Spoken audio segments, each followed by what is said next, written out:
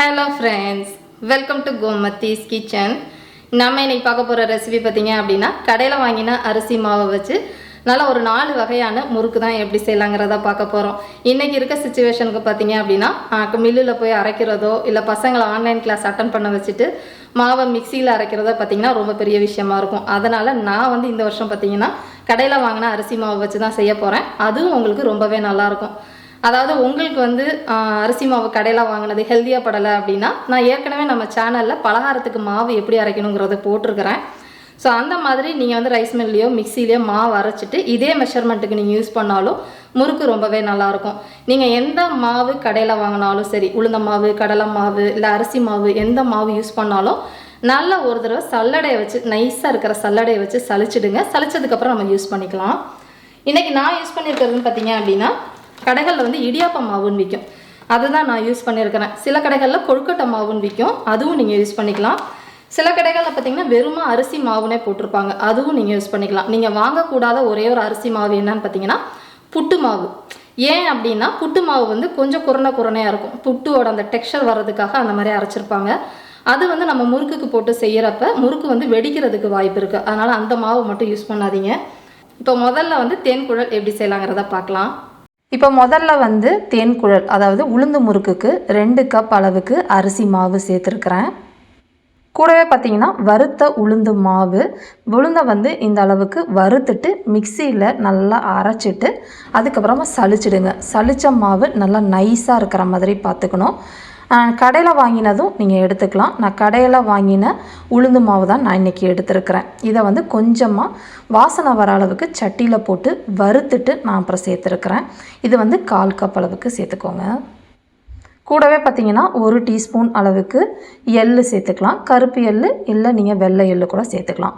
ஒரு 1/4 டீஸ்பூன் அளவுக்கு சீரகத்தை கொஞ்சமாக கையில் இந்த மாதிரி தேய்ச்சி விட்டு சேர்த்துக்கிட்டிங்க அப்படின்னா அந்த வாசனை அந்த முறுக்கில் ரொம்ப நல்லாவே இருக்கும்.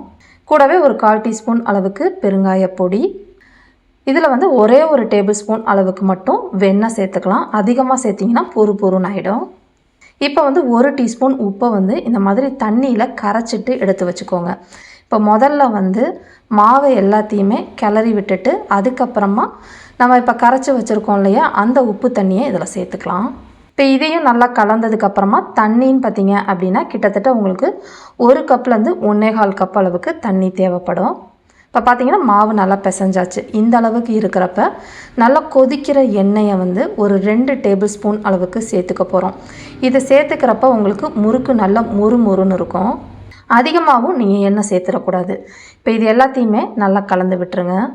மாவோட கன்சிஸ்டன்சி பார்த்தீங்க அப்படின்னா உங்களுக்கு இந்த அளவுக்கு இருந்தால் சரியாக இருக்கும். இப்போ நான் முறுக்கு குழலில் வைக்க போகிறேன். முறுக்கு குழலில் நல்லா எண்ணெய் தடவிக்கோங்க. நான் இந்த மாதிரி 3 கண்ணு உள்ள முறுக்கு வச்சு தான் எடுத்துருக்கிறேன்.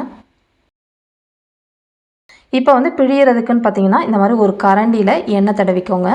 தடவிட்டு முறுக்கை இந்த மாதிரி பிழிஞ்சு விடுங்க. இந்த மாதிரி பிச்சுக்காமல் வந்துச்சு அப்படின்னாலே உங்களுக்கு மாவோட தண்ணி பதம் சரியாக இருக்குன்னு அர்த்தம். நீங்கள் ஒரு 2 சுற்று விட்டுட்டு அந்த எண்டு பகுதியை நல்லா இந்த மாதிரி ஒட்டி விட்டுருங்க. அப்படி இல்லைன்னா பிரிஞ்சுக்கும். பார்த்தீங்கன்னா ஒரு சட்டியில் எண்ணெய் காய வச்சுருக்கிறேன்.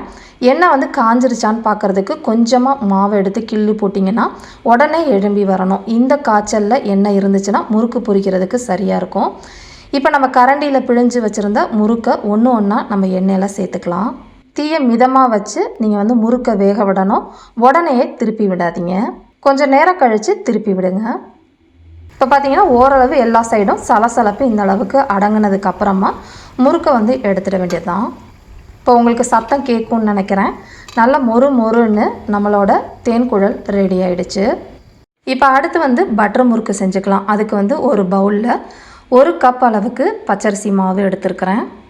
கூடவே பார்த்தீங்கன்னா 2 டேபிள் ஸ்பூன் அளவுக்கு கடலை மாவு சேர்த்துக்கோங்க. 3 டேபிள் ஸ்பூன் அளவுக்கு பொட்டுக்கடலை மாவு. இதை மிக்சியில் நல்லா நைஸாக அரைச்சிட்டு சலிச்சிட்டு சேர்த்துக்கோங்க. இது 3 டேபிள் ஸ்பூன் போட்டால் சரியாக இருக்கும். கூடவே பார்த்தீங்க அப்படின்னா நல்லா இந்த அளவுக்கு ரூம் டெம்பரேச்சரில் இருக்கிற வெண்ணெய் 2 டேபிள் ஸ்பூன் அளவுக்கு மட்டும் சேர்த்தா போதும். ரொம்ப அதிகமாக வெண்ணெய் சேர்த்துட்டிங்க அப்படின்னா எண்ணெயில் போட்டோன்னே மாவு கரைய ஆரம்பிச்சிடும். நீங்கள் இதில் பாதி எண்ணெய் பாதி வெண்ணெய் கூட சேர்த்துக்கலாம். கூடவே பார்த்தீங்கன்னா 3/4 டீஸ்பூன் அளவுக்கு டேபிள் சால்ட்டு சேர்த்துக்கோங்க. கூடவே வந்து ஒரு 1/2 டீஸ்பூன் அளவுக்கு சீரகத்தை தேய்ச்சி விட்டுட்டு சேர்த்துக்கிட்டிங்க அப்படின்னா வாசனை நல்லாயிருக்கும். இப்போ வந்து ஒரு 1/4 டீஸ்பூன் அளவுக்கு பெருங்காய பொடி. இப்போ இது எல்லாத்தையுமே நல்லா கலந்து விட்டுக்கலாம். இப்போ வந்து பார்த்திங்கன்னா 1/2 கப் அளவுக்கு தண்ணி ஊற்றினா பிசைஞ்சோம் அப்படின்னா சரியாக இருக்கும். அப்படி இல்லைன்னா கொஞ்சமாக உங்களுக்கு கூட வரும். மாவோட கன்சிஸ்டன்சி பார்த்திங்கன்னா உங்களுக்கு இந்த அளவுக்கு இருந்தால் சரியாக இருக்கும். இப்போ நம்ம முறுக்கு குழலில் போட்டுடலாம். இதுக்கு நான் எடுத்துருக்கிறதுன்னு பார்த்திங்கன்னா ஸ்டார் ஒத்தச்சு இருக்கும் இல்லையா, அது எடுத்துருக்கிறேன். இது வந்து கிச்சன் ப்ரெஸ்ஸில் நீங்கள் தேவையான அளவு மாவை வந்து ஃபில் பண்ணிவிட்டு நம்ம பிழிய வேண்டியதுதான். இதுவும் எண்ணெய் நல்லா பதமாக காஞ்சதுக்கப்புறமா இந்த மாதிரி கட் பண்ணியே நீங்கள் விடலாம். அப்படி இல்லைன்னா முறுக்கு மாதிரி போட்டுட்டு அதுக்கப்புறம் உடச்சி விட்டுக்கலாம். தீயை வந்து மிதமாகவே வச்சு வேக விடுங்க. உடனே கிளறி விட்டிங்கன்னா நொறுங்கி போயிடும். அதனால் ஓரளவு ஒரு சைடு வெந்ததுக்கப்புறமா அடுத்த சைடு திருப்பி விடுங்க. அடிக்கடி கிளறி விட்டாலும் எண்ணெயிலேயே நொறுங்கி போயிடும். இப்போ பார்த்திங்கன்னா ஓரளவு நல்லா சலசலப்பெல்லாம் அடங்கினதுக்கப்புறமா எண்ணெயிலேருந்து எடுத்துடலாம். ரொம்ப சூப்பரான பட்டர் முறுக்கு வந்து ரெடி ஆகிடுச்சு. இதே மாதிரி எல்லாத்தையுமே பொரிச்சுக்கோங்க. இப்போ அடுத்து வந்து ஓமப்பொடி செஞ்சுக்கலாம். ஓமப்பொடிக்கு ஒரு பாத்திரத்தில் 1 கப் அளவுக்கு கடலை மாவு, கடையில் வாங்கினது தான் எடுத்துருக்கிறேன். அதை நல்லா சலிச்சுட்டு சேர்த்துக்கோங்க, கட்டிகள் இல்லாத அளவுக்கு. கூடவே வந்து பார்த்திங்கன்னா 1/4 கப் அளவுக்கு நம்ம எடுத்து வச்சுருந்த அரிசி மாவு சேர்த்துருக்குறேன். கூடவே பார்த்திங்க அப்படின்னா 1 டீஸ்பூன் அளவுக்கு ஓமத்தை தண்ணியில் ஊற வச்சு மிக்சியில் நல்லா அரைச்சிட்டு அதுக்கப்புறமா நம்ம வடித்து எடுத்து வச்சுருக்கிறேன். அந்த வாசம் தான் நமக்கு தேவைப்படும். 1 டீஸ்பூன் அளவுக்கு டேபிள் சால்ட்டு சேர்த்துக்கலாம். இதில் மஞ்சள் தூள் ஒரு 1/8 டீஸ்பூன் போல் சேர்த்துக்கோங்க. அந்த வாசனையும் கலரும் நல்லாயிருக்கும். இப்போ இது எல்லாத்தையுமே நல்லா கலந்துட்டு தண்ணின்னு பார்த்திங்க அப்படின்னா உங்களுக்கு 1/4 கப்பு அளவுக்கு தான் தண்ணி தேவைப்படும். கொஞ்சம் கொஞ்சமாக ஊற்றி மாவு வந்து இந்த அளவுக்கு பிசைஞ்சதுக்கப்புறமா நல்லா கொதிக்கிற எண்ணெயை ஒரே 1 டேபிள் ஸ்பூன் அளவுக்கு மட்டும் இதில் சேர்த்துட்டு பிசைஞ்சு விட்டுருங்க. இப்போ பார்த்திங்கன்னா மாவோட கன்சிஸ்டன்சி உங்களுக்கு இந்த அளவுக்கு இருந்தால் சரியாக இருக்கும். இது குழலில் ஓமப்பொடியாச்சு எடுத்து வச்சுருக்கிறேன். இதை வந்து கிச்சன் ப்ரெஸ்ஸில் போட்டுட்டு பிழிய ஆரம்பிக்கலாம். இப்போ வந்து எண்ணெய் நல்லா காஞ்சதுக்கப்புறமா நீங்கள் பிழிஞ்சு விடுங்க. அடுக்கடுக்காக பிழிய வேணாம், ஒரே ஒரு லேயர் மட்டும் விட்டால் சரியாக இருக்கும். மிதமான தீயிலே நல்லா ஓரளவு ஒரு சைடு வெந்ததுக்கப்புறமா நம்ம அடுத்த சைடு திருப்பி விட்டுக்கலாம். இப்போ 2 சைடும் நல்லா வெந்து சலசலப்பு அடங்கினதுக்கப்புறமா எண்ணெயிலேருந்து எடுத்துடுங்க. இப்போ பார்த்திங்கன்னா ஓமப்பொடி நல்லா மொறுன்னு ரெடி ஆகிடுச்சு. இதே மாதிரியே எல்லா ஓமப்பொடியும் பொரித்து எடுத்ததுக்கப்புறமா கடைசியாக ஒரு கொத்து கருவேப்பிலையை நல்லா எண்ணெயில் பொரிய விட்டுருங்க. தண்ணி இல்லாத மாதிரி பார்த்துக்கோங்க கருவேப்பிலையில். இந்த அளவுக்கு முருகினதுக்கப்புறமா நம்ம வந்து மேலே போட்டுட்டு சர்வ் பண்ணிட வேண்டியதான். சூப்பரான ஓமப்பொடி ரெடி ஆகிடுச்சு. இப்போ கடைசியாக வந்து ஓட்டு பக்கோடா செய்ய போகிறோம். அதுக்கு வந்து பார்த்திங்கன்னா 1 கப் அளவுக்கு அரிசி மாவு எடுத்துக்கோங்க. கூடவே பார்த்திங்கன்னா 1/2 கப் அளவுக்கு கடலை மாவு சேர்த்துக்கலாம். அதே 1/2 கப் அளவுக்கு பொட்டுக்கடலை மாவு நல்லா அரைச்சிட்டு சலிச்சிட்டு சேர்த்துக்கோங்க. கூடவே 1 டீஸ்பூன் அளவுக்கு உப்பு சேர்த்துக்கலாம். 1 டீஸ்பூன் அளவுக்கு எள்ளு சேர்த்துக்கோங்க. 1 டீஸ்பூன் அளவுக்கு மிளகாய்த்தூள், காரத்துக்கு ஏற்ற மாதிரி நீங்கள் சேர்த்துக்கோங்க. இப்போ வந்து 2 பல்லு பூண்டை வந்து மிக்சியில் போட்டு நல்லா அரைச்சிட்டு அதுக்கப்புறமா வடிச்சிட்டு சேர்த்துக்கோங்க. சக்கையோடு இருந்துச்சு அப்படின்னா நம்ம முறுக்கு அச்சில் வந்து மாட்டிக்கும். இப்போ இதில் வந்து ஒரு 1/2 டீஸ்பூன் அளவுக்கு மட்டும் வெண்ணெய் சேர்த்துக்கோங்க, அதிகமாக சேர்க்க வேண்டாம்.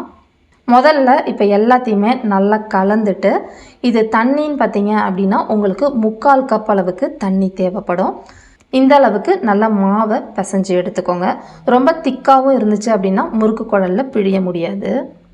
மாவோட கன்சிஸ்டன்சி பார்த்திங்க அப்படின்னா உங்களுக்கு இந்த அளவுக்கு இருந்தால் சரியாக இருக்கும்.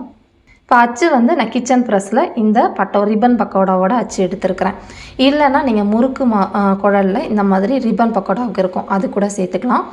எண்ணெய் காஞ்சதுக்கப்புறமா இதுவும் ஒரே ஒரு லேயர் மட்டும் விடுங்க. அடுக்கடுக்காக போட்டிங்க அப்படின்னா வேகிறதுக்கு ரொம்ப நேரம் ஆகும். தீயை மிதமாகவே வச்சு வேக விடணும்.